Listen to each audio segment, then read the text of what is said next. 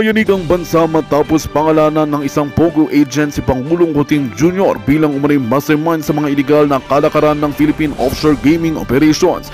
Ang akusasyong ito ay nagdulot ng mas malalim na usapin tungkol sa epekto ng Pogo sa ekonomiya at seguridad ng bansa.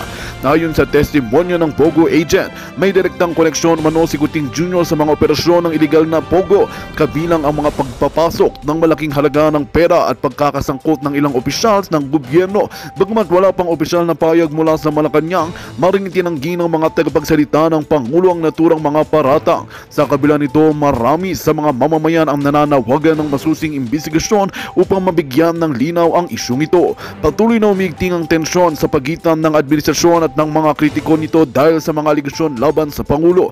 Maraming sektor ang nananawagan na ipatigil ang operasyon ng Pogo sa bansa, habang hinihiling naman ng iba na panagutin ang mga nasa likod ng mga iligal na aktibidad. Hinihintay ngayon ng publiko ang hakbang ng pamahalaan upang masagot ang mga akusasyon at matiyak ang kapakanan ng sambayanan. At yan nga ang balitang ating pagkakatutukan. Ngunit bago ang lahat, siguraduhin mag-subscribe at ihit ang notification bell para sa patuloy na pagtutok sa mga silip ng bagong balita sa tunay na boses ng masa.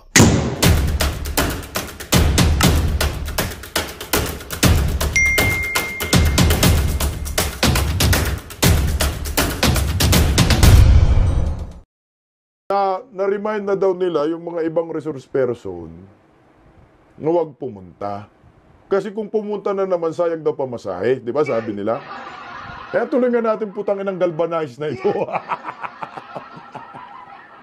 28, meron pa naman December. So, I think we still have a lot of elbow room, no, para pag-usapan at yung i-formalize yung pagdating niya.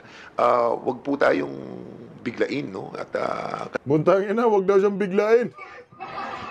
Anong sabi na? Pulverize?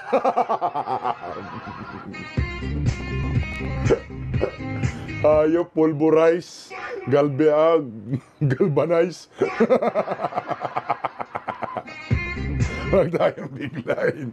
Animal. Ano ba yung galvanize? Pulverize. Cancels.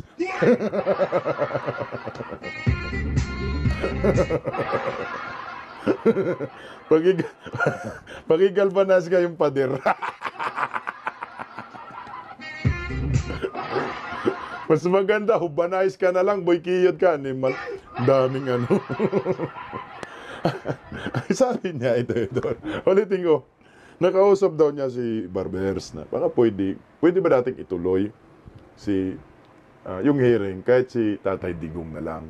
Pero di ko maintindihan, sinabi niya, kung itutuloy daw, sayang yung pamasahe ng mga resource person. Hello, Ma'am Lourdes Villabiray, salamat sa pakulay. Thank you so much sa inyo. Sabi niya, nautal duwag kumaha Duterte lang sa kalam. Bakit sinabi niya? Mamaya ko na i-google yung galvanize. Buang tingin ng animal. Galvanize. Anong ibig sabihin ng galvanize? Mamaya, kukomento muna ako doon. Pulverize, pulburon yun. Komento na ako doon na, bakit ka nag-aalala? Sa sinabi mo, nagagastos na naman daw yung mga resource person ng pamasahe kasi pupunta. Di ba sabi mo, no? Tutuloy ninyo ang hearing kahit walang resource person. Bakit nag-iisip ka ng pamasahe? Nagagastos na naman yung ibang resource person. Utang ina, hindi mo na nga sila imbitahin eh. Kasi itutuloy nyo na lang si Tatay Digong eh. Tama? Diyos ko. So gumawa kayo ng kwento na naman. Kasi ang linaw-linaw sa sinabi niya eh. Na pwede ba nating ituloy kahit si Digong na lang? Tapos rarason siya, sayang yung pamasahe ng iba. Na sinabihan na natin hindi matutuloy, tapos pupunta naman. Hindi nyo nga papuntahin eh. Ba't sayang ang pamasahe? Si Digong nga lang, gusto nyong ituloy buang? Rumason. Teka lang. Google, tanong nga natin sa University of Google, animal tong galvanize na ito. Galba. Utang ina, meron nga galvanize. Ano ang galvanize? Gago. Galvanize refers to the process of applying a zinc coating to iron or steel preventing rusting. Utang ina. Kukot daw sa zinc. The most common method of galvanization is hot dip galvanizing. Parang magano ka lang, parang magbulkit ka.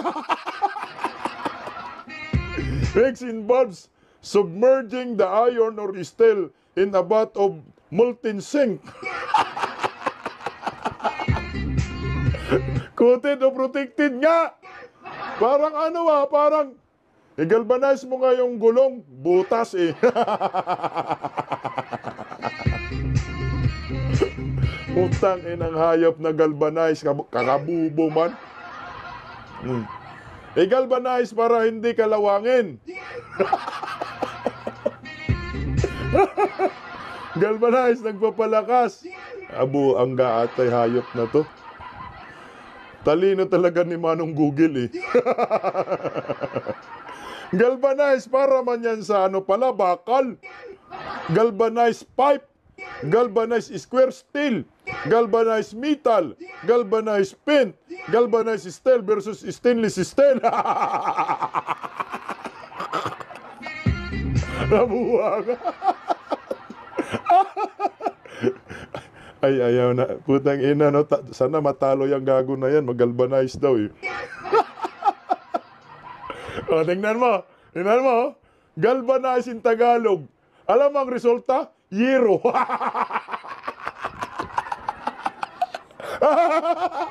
Gago. Tingnan mo, oh. Sige nga, i-research nyo. Galvanize. Ang resulta, ano ang galvanize sa Tagalog? Yero man.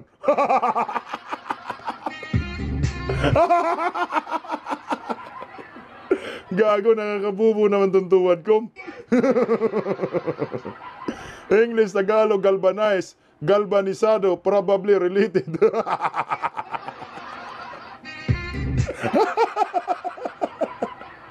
Mag-galvanize tayo dong ng yero dong. Tingnan mo, ito ginagalvanize niya.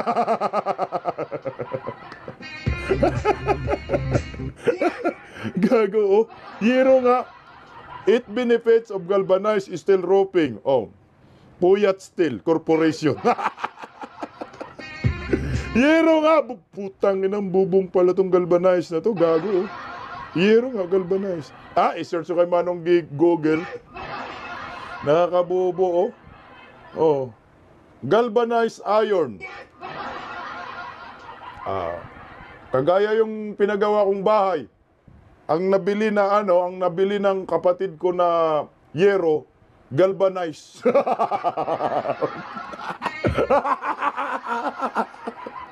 Ramis, galvanized roof design.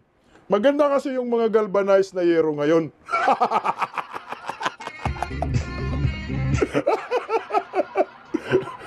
Galvanized na yero, matibay ho yan. Putang ina mo, galvanize ka.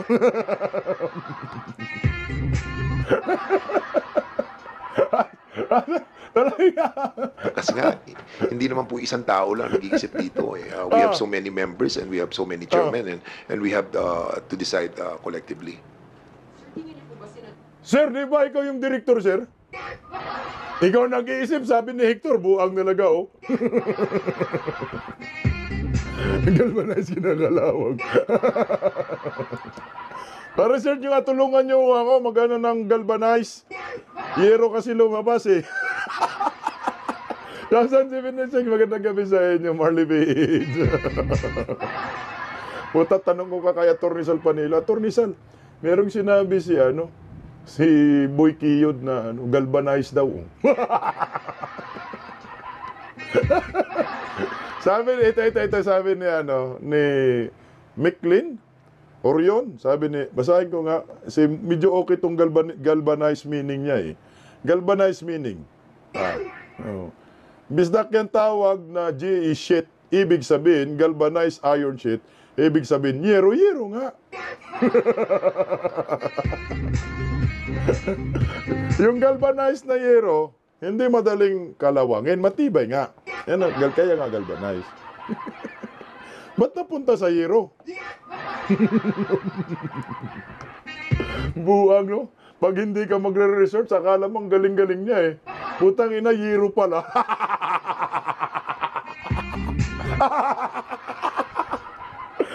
Pag-galvanize ka pang nalalaman, Yero, oh. Bakit may Yero sa sinasabi mo? Ha? Yan ang balagayan ng pulburon, Yero na ngayon, hindi na fuel.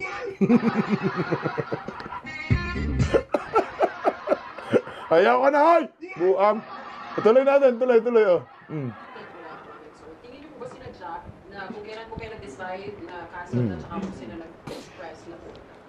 Ako, sa tingin ko, sinadya yun. Kasi, Sunday pa lang pinag-uusapan na to eh. Kaya nga, yun yung, ano nila, yung style eh, di ba? And to make... Ayan na naman, huli ka na naman sa bunganga mo. Sinadya daw na pumunta. Kasi linggo daw pinag-uusapan na buang. Alam mo, Boy Kiyon, huwag ka nang magsalita, nahuhuli ka sa bibig eh. Yung sabi mo, pinag-uusapan na ninyo ng linggo, buang, ba't kayo nagpadala pa ng invitasyon kay Tatay Digong nung linggo? Sige nga, ipag-galvanize na talaga kita. Ito oh. Kailan ba siya nagpadala ng sulat? Ipag-galvanize na kita. Ang sabi nyo, nung linggo, napag-usapan ninyo na hindi na ituloy ang naturang hearing. Pero buwang, ba't kayo nagpadala ng imbitasyon kay Tatay Digong nung linggo? Ano bang pitsa ng linggo? Ano pitsa ng linggo? Di ba November 10? November 10, Lunes, November 11. I-galvanize ko talaga kayo.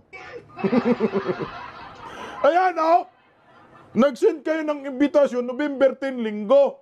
Pero sabi ninyo, pinag-usapan na ninyo ng linggo na hindi tuloy ang hearing buwang, ba't kayo nagpadala? Huli na naman kayo sa bibig ninyo. So maliwanag pa sa sikat ng araw, umatras kayo, i-galvanize ko na talaga kayo. Diyos ko. Ang naniniwala dito, durugista.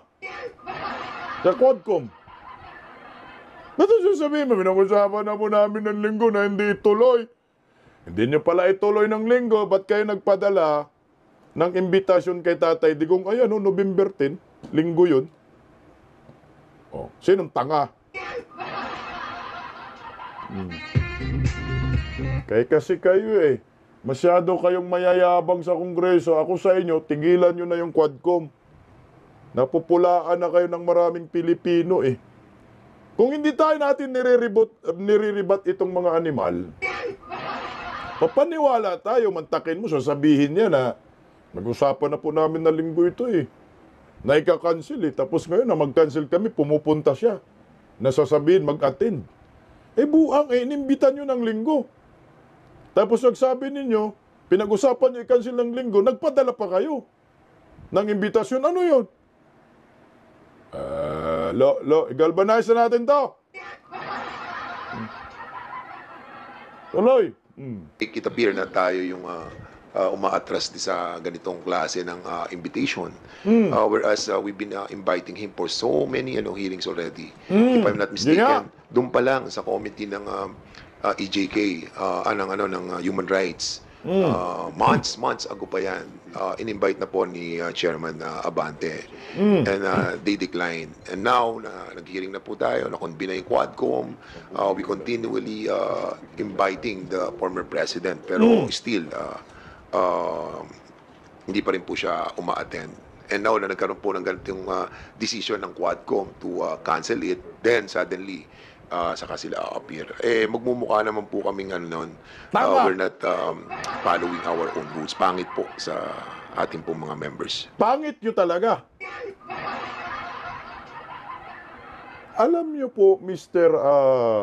Boy Kiyon, yung palusot mo sablay. Sablay yung palusot mo. Nauna kayong nag-imbita, November 10. Sinurpresa kayo ni Tatay Digong. Tapos sasabihin nyo, nagplano na kayo ikansila. Isisi nyo pa kay Tatay Digong yung pagkansila ninyo. Naduwag kasi kayo. Ganito, tingnan mo. Tingnan mo, Boy Kiyod. Oh. Nag-imbita kayo ng November 10. Ayan, ito ha. Nag-imbita sila ng November 10 kay Tatay Digong. Ngayon si Tatay Digong pala, November 10, linggo, lumipad na pa Maynila. So, ibig sabihin, handang-handa na. Si Tatay Digong, handa na ng November 10, pag-send ninyo ng imbitasyon sa kanya. Tingnan mo, oh. Economy nga lang yung ticket ni Tatay Digong, oh. Premium economy. So, nung Sunday, last trip po yan, linggo, November 10. Economy flight nga lang si Tatay Diggs. Paano mo sasabihin na sinasadya ni Duterte? Hindi Kailan kayo nag-cancel? Sabihin natin nag-cancel kayo ng ano, pagbigyan natin sila ng November 11. Nag-cancel kayo ng November 11, nag-send kayo ng invitation ng November 10, lumipad si Tatay Digong ng November 10. So, ibig sabihin, si Digong hindi niya alam na mag-cancel kayo. Kasi kung nag-cancel kayo, kung alam ni Digong, hindi sana lumipad yan. Kasi November 11, kagabi man ninyo yan, ipinakalat na canceled ang naturang hearing. Oh. Paano nyo yan? Paliwanag nyo. November 10, 11, alas 11 ng gabi dumating sa Maynila. Ay, hindi. Tama. Our departure alas 11, last trip nga. Last trip ito, guys. Last trip ito, yung nabook na ticket ni Tatay Digong.